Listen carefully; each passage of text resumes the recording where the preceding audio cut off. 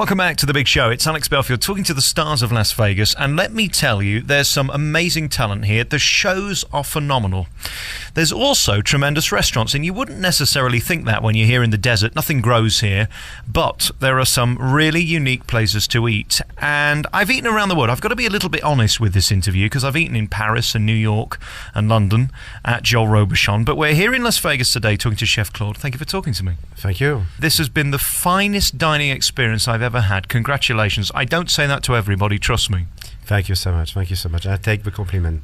Thank you. You have got it just right. You've got the most incredible service, which is most important, because if that's wrong, your restaurant is never going to succeed. Second to that, you've got the most phenomenal food. And then you've got an ambience which is just unique. Mm-hmm. You've really got it all right here. Congratulations again. Thank you so much. Yes, it's true. Like we were talking in a dining room like a few minutes ago. When you open the door of a restaurant, you feel like you arrive in Paris. And that's something, it's part also of it's beginning of the experience. Open the door, feel like you are in Paris. The rest is on the table. I think we all know that the French have got class, and Las Vegas isn't necessarily known for its class. It must have been an interesting decision for Joel Robuchon to bring his restaurant here, because would it work? Would people pay a lot of money for great food? Mm-hmm. Yes, it's true, but we have guests coming from everywhere. It's a very cosmopolitan city. So we have guests from, of course, Asia, who Mr. Robuchon is very famous also.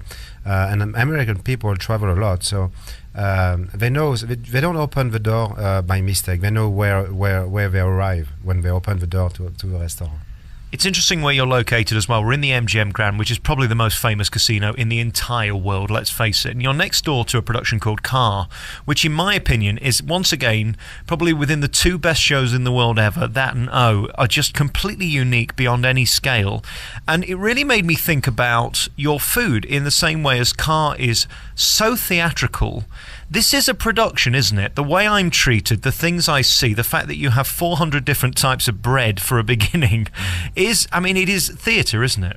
It's true, it's a good comparison, and I did often this comparison. When we open the restaurant here every night, it's like Cirque du Soleil. We open with a full staff. We can missing one cook, because it's an experience, and for a success, we have to have a full team, like a Cirque du Soleil. We have exactly the same good example. It's interesting how your staff are almost ballerinas, the way they dance around each other. They know exactly what they're doing. Is that the key to success with a restaurant, that you have to make sure your staff know what they're there to do? Mm-hmm. Yeah, the service is part also, of course, of the success of your experience. And then for me, a great service, you have to to be very transparent. We don't see you. You don't feel that you have somebody behind you. Usually the restaurants in Las Vegas are very big capacity, so of course very noisy. This one we have only maybe I think 60, 65 seats at the same time, so it's very comfortable and not noisy, and then people like this a lot. Yes. I've interviewed many of Joel Robuchon's chefs in the past, and the question I always ask is, how do you find people who care as much as you do? Because you're brought in here to make sure Mr. Robuchon's standards are kept. How do you make sure that your people care as much as you do? Of course, we choose the people, the cook who want to work here, but they don't come here by mistake. They know where they're going to work and for who they're going to work. And then all the success that they can have after, of course, for them career. You do reward your punters, your guests, with an experience that is totally unique. Is that Mr. Robuchon's key to success, the fact that he gives back what he charges? Yes, and then also which is good with this restaurant, it's you can come. You don't have to spend a lot of money to dine in a Joel Robuchon restaurant. You can start with a one course menu, which is $109. Sorry, and then you can have a full experience with a menu which is $385. So it's good. You get the choice. Spend money or don't spend money. this is why we have the restaurant every full pack every night. You're still here, and as you say, there wasn't a spare table tonight. It's a silly question in light of what I've just said, but how have you been affected by the economy? I would say 2 years ago was difficult when we started, when the bad thing started. It was difficult, And then, like I said, we adjust our menu. We have a small menu, a big menu. So now it's getting back like it used to be in 2 years ago, which is great. Is there any greater sense of pride than knowing he's trusted you to take on his name? Yes, it's true. You have to choose the right person to do what he wants. That's part of a success. Yeah. It's interesting how he works. It's very clean, and it's very quiet, and it's very organised. That seems to be the impression I've got from all of his kitchens. We have to when you want to when you expect a